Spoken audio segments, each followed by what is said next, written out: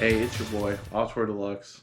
No one's looking to me for answers on any of this shit. No one's looking for my opinion on any of this shit. Fish Jelly is one of my favorite film YouTube channels, and they did a 40-minute video. I'll be honest, I didn't think I'd watch half of it, but it was so good and so well spoken and so even keeled and level headed to hear somebody speak instead of just punching a keyboard on Twitter or, like I said, like your aunt on Facebook, to get out of the echo chamber and hear someone who's lived that life and had that experience. I thought it was powerful, so I will put a link to that below. So I watched a lot of shit in May. I think I watched almost 40 movies, or it was exactly 40 movies in May. Still not working, still on furlough, still waiting for this pandemic, whatever the fuck. Yeah, it's like, seems like it's over. I don't know what's going on. But I'm still not working. Trying to watch at least a movie a day, sometimes two, sometimes none, but usually at least one. And I want to talk about them, but I'm bad at like picking which ones to talk about because I have a tendency to pick the ones I really like and gush about them. So I devised this beautiful wheel, and I am going to use it to decide what I want to talk about. So I found an app to make a custom wheel, like Wheel of Fortune type wheel that you spin, and it has all the movies I watched in May. I excluded ones that I've talked about on the channel before. So here we go. I'm going to spin the wheel and I'm going to talk about it. And I'll do like maybe 5 of these depending on how it shakes out. I'm going a little loose, shooting from the hip on this video. So fingers crossed. All right, let's give this fucking thing a spin. Let's go.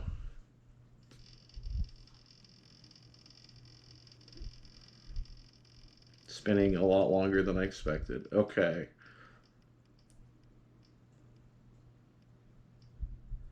Eli. I landed on Eli. So Eli came out either this year or last year. It's a Netflix film, Netflix horror film about a kid that is basically allergic to everything. This movie, it was above average and below average at the same time. You kind of never know what you're going to get with a horror movie, especially like a made for Netflix horror movie. And I will say that I like where it went, but it was okay. It was okay. You can go your whole life and not see it. See, I like medical because I'm a hypochondriac and I work in a doctor's office. Hopefully, I am going back. I like that aspect of it, and they played with that a little bit. But then there's also like ghost story type thing, and then there's also other stuff going on. It was okay. If you saw it in a dollar bin, you should get it. Otherwise, I wouldn't hop to go into the theater to see it. All right, hey, that's pretty fun. Let's spin the wheel again here. Let's go.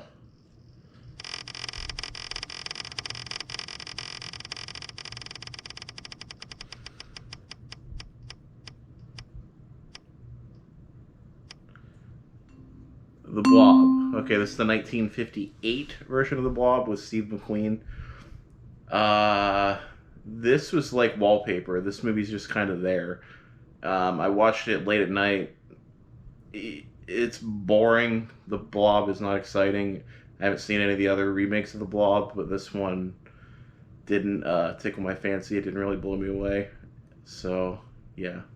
Don't really recommend The Blob, the old Blob. Okay. Let's see. Let's see what else we got here, because I'm not happy with that. Let's keep going.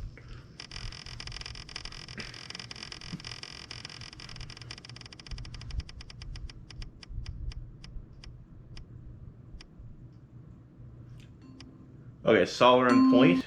This was a movie, it came from that John Waters list that I said I was going to start watching movies from.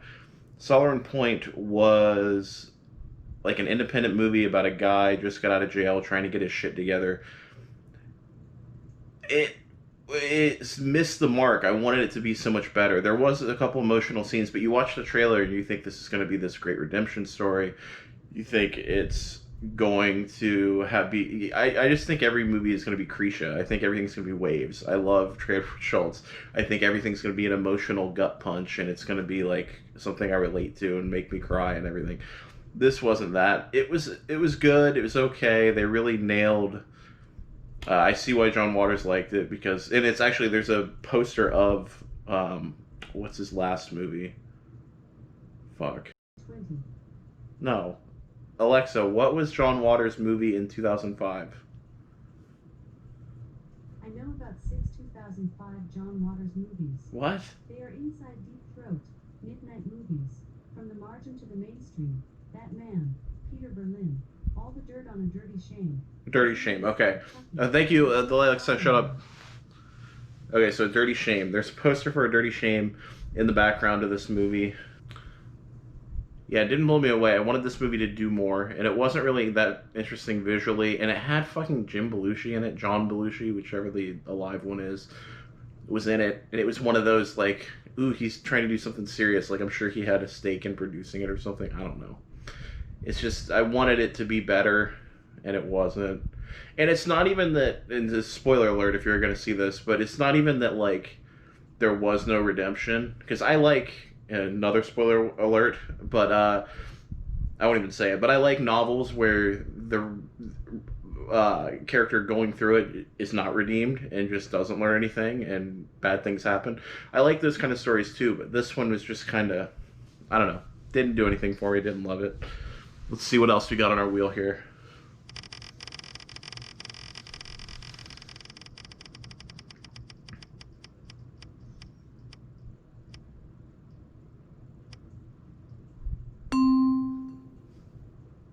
High Hopes.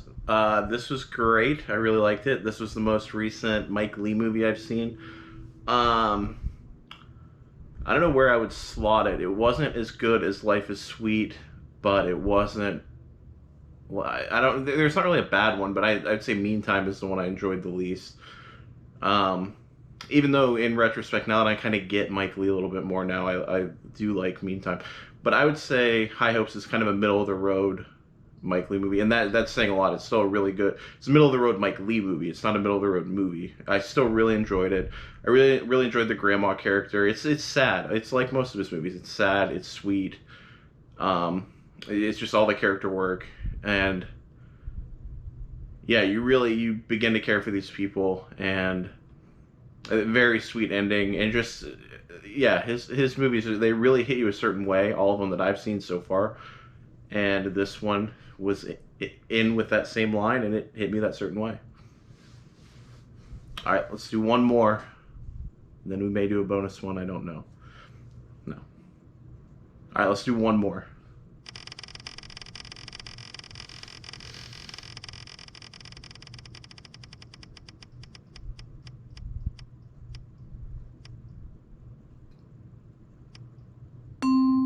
The Last Dance. I am so glad we landed on this one. I don't really care about basketball at all. I kind of do. Like, I'll watch the final of any sport, like if it's on. But I'm a major hockey fan, and that takes up a lot of time being a hockey fan. So I don't really have time for basketball. But I did decide The Last Dance was so fucking good that it made me decide I am going to make a concerted effort to get into basketball when it comes back. It's exciting to get into a new sport and to figure out who your favorite players are and figure out all the rivalries and who I'm supposed to hate and buy shit. And it's just fun. I'm dumb that way. I mean, I like film and I like art, but I'm a big sports dumb too. But that being said, The Last Dance, it was enough to motivate me into really looking into basketball just as a thing in general.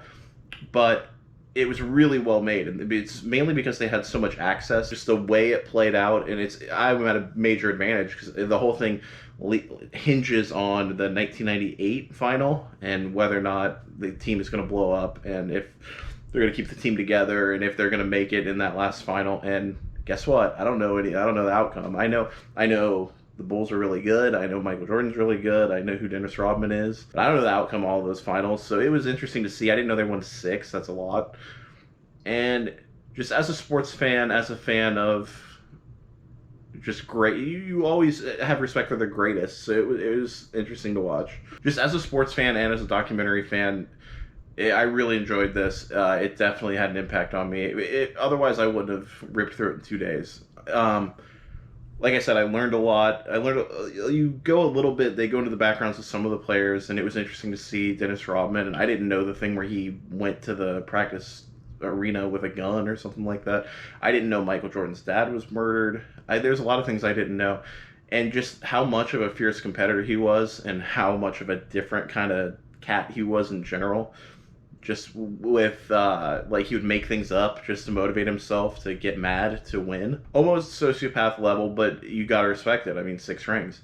So I really enjoyed The Last Dance, and I recommend it to anybody.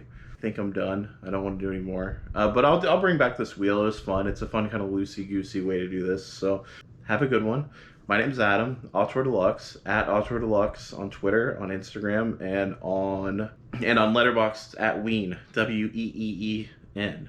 I would change to at Auteur Deluxe, but I don't know how to do that. And thank you. Have a good night.